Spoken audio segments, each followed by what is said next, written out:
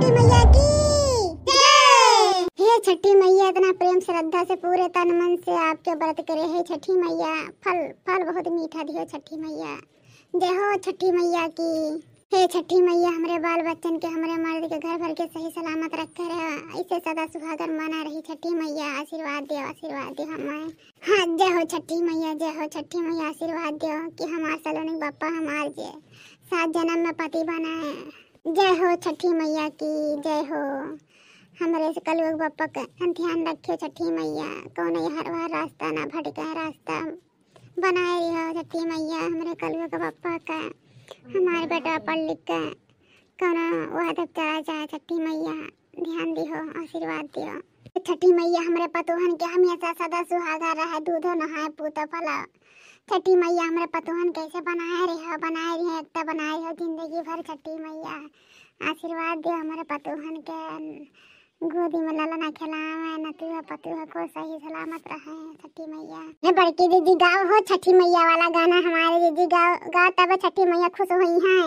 हाँ बड़की दीदी गाओ दादा छठी मैया वाला गाना गाओ, जल्दी गाओ। हाँ पतैया गा दे दादा, बड़ा तोरे मुँह से नीक लागा था गाना बजनवा। गा दे छठी मैया के प्यारा वाला गीत है। ठीक है सासू अम्मा, हमारे दोनों देवरान इतना प्यार से कहा थे तो जरूर गाइब। पहले पहले कली तोहरी परबिया हो, भूल चुके माफ करिए करी लाया रजिया हो। भूल चुके माफ करिए करी लाया रजिया हो। रत दिन करी ला दोहैया मोर छठी मैया।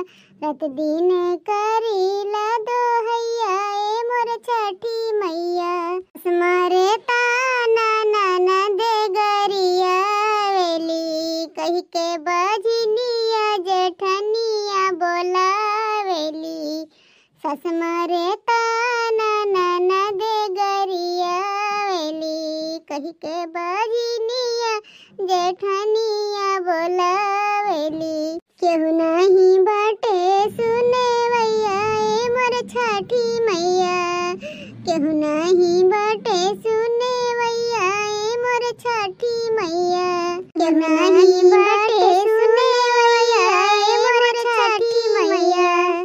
सिरवा पे बांगी लइके घाटे हमें आई बेहो, पिया विकलांग बाटे वना हुकले आई बेहो। सिरवा पे बांगी लइके घाटे हमें आई बेहो, पिया विकलांग बाटे वना हुकले आई बेहो। पर कई दा घाटे से नैया मोर छठी मैया। पर कई दा घाटे से नैया मोर छठी मैया।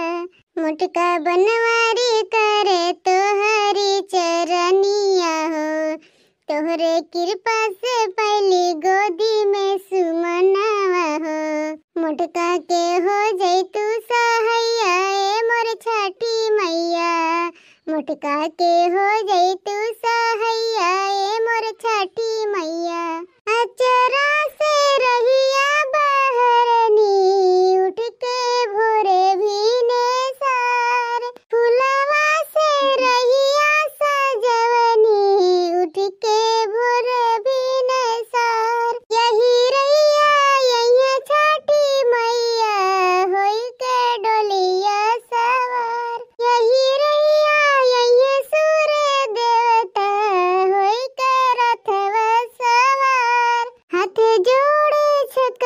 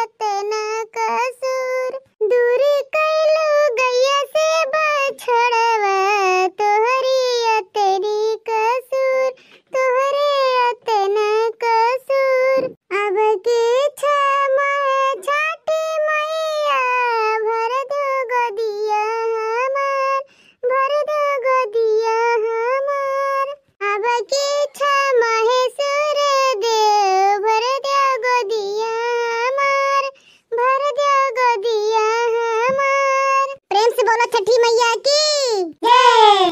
भैया बाबू लोग आपके घर में जे भूखत हो हैप्पी छठ है, हैप्पी छठ पूजा। छठ मैया आप सबके घर में खुशहाली करे, खुशहाली लावे छठी मैया।